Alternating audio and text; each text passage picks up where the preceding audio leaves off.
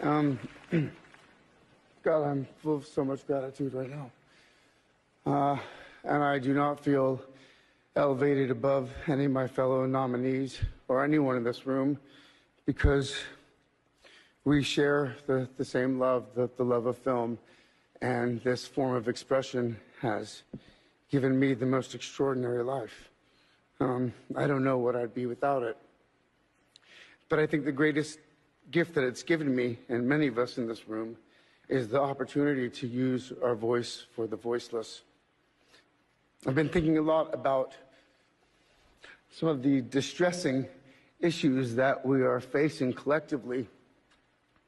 And I think at times we feel, or we're made to feel, that we champion different causes.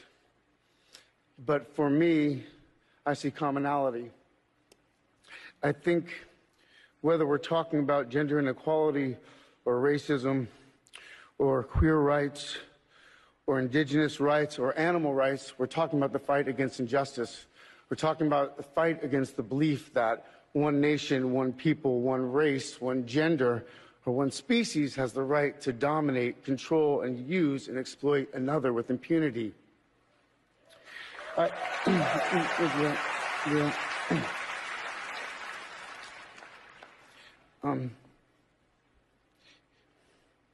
think that we've become very disconnected from the natural world, and many of us, what we're guilty of is an egocentric worldview, the belief that we're the center of the universe. We go into the natural world and we plunder it for its resources. We feel entitled to artificially inseminate a cow, and when she gives birth, we steal her baby, even though her cries of anguish are unmistakable. And then we take her milk that's intended for a calf and we put it in our coffee and our cereal.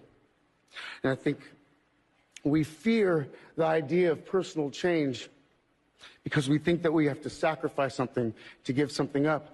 But human beings at our best are so inventive and creative and ingenious. And I think that when we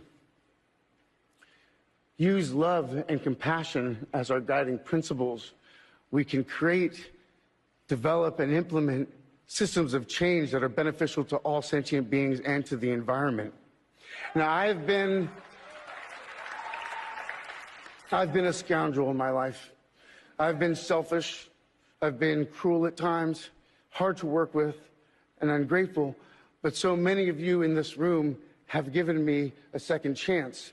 And I think that's when we're at our best, when we support each other, not when we cancel each other out for past mistakes, but when we help each other to grow, when we educate each other, when we guide each other towards redemption. That is the best of humanity.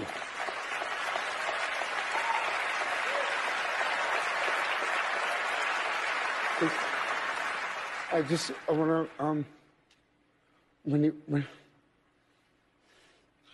to, when he was 17, my brother wrote this lyric.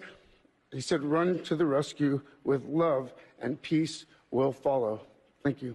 When you witness the horror that really happens behind closed doors in slaughterhouses to farm animals all over the world, it's impossible not to be affected by it and to realize that we have to do something drastic to stop it. Instead of being judgmental and attacking each other, we should try to help each other and educate each other about how we can change. And there's certainly many things that I need to do, many improvements that I can make in my own personal life. And I'm trying to do that. And I encourage people to talk to me about that, right? And to educate me, right? Because I don't know everything. I'm just trying to figure it out also, right? And I hope that we can just be open to each other and really hear each other and hear the importance of this message. First, I'd like to thank the Hollywood Foreign Press for recognizing and acknowledging the link between animal agriculture and climate change. It's a very bold move, making tonight plant-based, and it really sends a powerful message. But something I think isn't oftentimes talked about in the environmental movement or in the conversation about climate change is that the meat and dairy industry is the third leading cause of climate change.